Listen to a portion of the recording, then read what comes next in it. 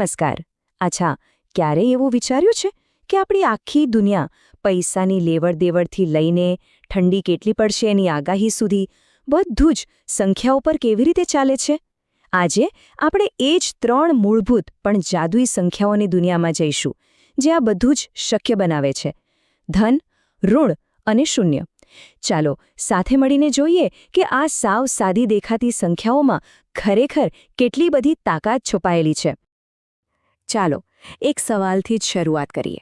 આપણે જે નાનપણમાં સંખ્યાઓ શીખ્યા હતા, 1, 2, 3, એ આપણી પાસે શું છે એ ગણવા માટે તો બરાબર છે, પણ જે આપણી પાસે નથી એનું શું?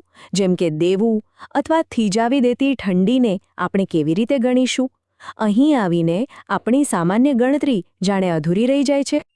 તો આપણી આ સફરના પહેલા ભાગમાં આપણી એવી સંખ્યાઓથી શરૂઆત કરીએ જેને આપણે સૌ સારી રીતે ઓળખીએ છીએ. આ છે ધન સંખ્યાઓની દુનિયા. ધન સંખ્યાઓ એટલે કે પોઝિટિવ નંબર્સ એ બીજું કંઈ નહીં પણ એવી બધી સંખ્યાઓ છે જે શૂન્ય કરતાં મોટી હોય. આ તો એવી સંખ્યાઓ છે જેનો ઉપયોગ આપણે રોજબરોજ કરીએ છીએ, ખરું ને? જેમ કે 3 સફરજન છે કે 50 રૂપિયા છે. એ બધી ગણતરી કરવા માટે. મતલબ કે એ હંમેશા કોઈક વધારો, કોઈક લાભ કે આપણી પાસે શું છે બસ એ જ બતાવે છે.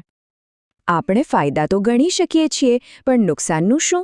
કમાણીની ગણતરી કરી શકીએ, પણ દેવાનું શું? જો આપણે ઉપર જઈ શકીએ તો નીચે પણ આવી શકીએ, બરાબર ને? તો પછી સંખ્યાઓ માત્ર આગળ જ કેમ વધે?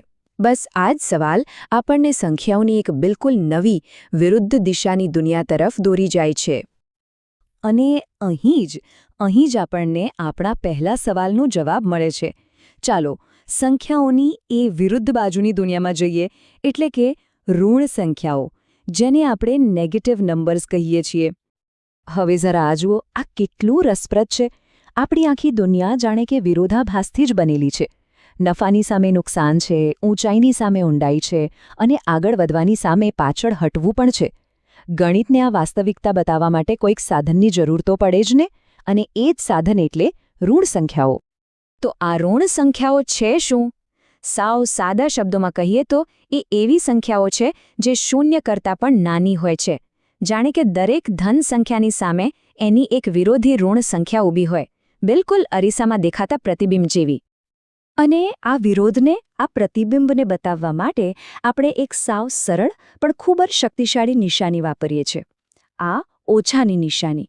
એટલે ધન 3ની વિરુદ્ધ બાજુએ ઋણ 3 છે, જેને આપણે -3 એમ લખીએ છીએ.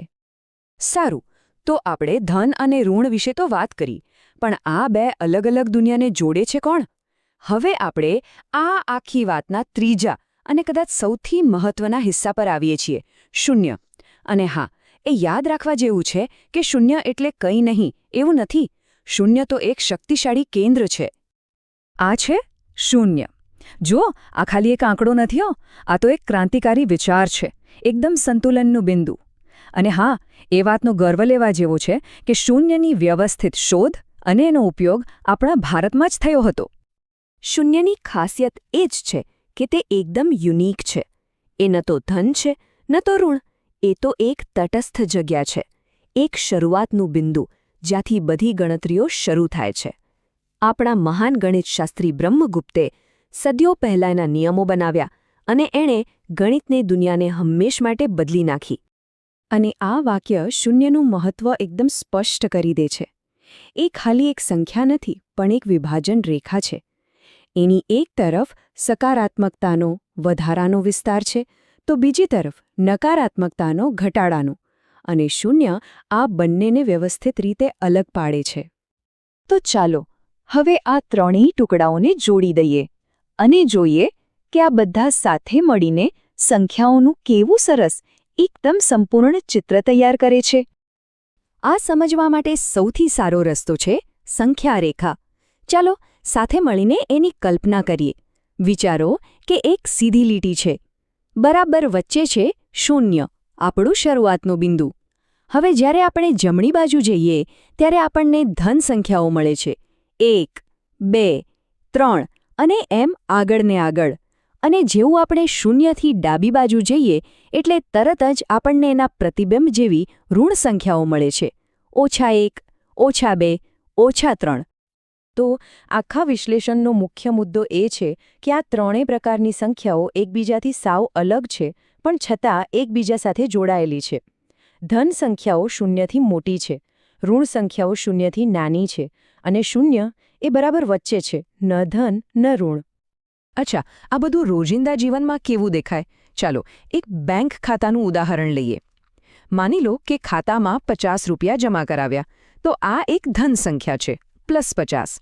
પછી એમાંથી 30 રૂપિયા ઉપાડ્યા, આ થઈ એક ઋણ સંખ્યા, -30. તો હવે ખાતામાં કેટલા બચ્યા? 20 રૂપિયા, જે ફરીથી એક ધન સંખ્યા છે. જોયું?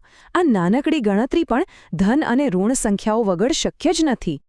અને ગણિતની ભાષામાં જ્યારે આપણે આ બધી જ ધન સંખ્યાઓ, બધી જ ઋણ સંખ્યાઓ અને શૂન્ય આ બધાને ભેગા કરીએ ત્યારે જે એક વ્યવસ્થિત સમૂહ બને છે ને, એને જ કહેવાય છે પૂર્ણાંકો, એટલે કે ઇન્ટીજર્સ.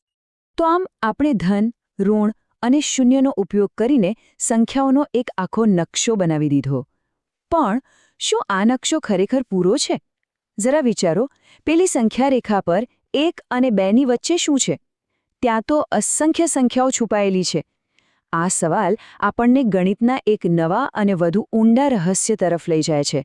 એ શું હશે? જાણવા માટે વિચારતા રહેજો.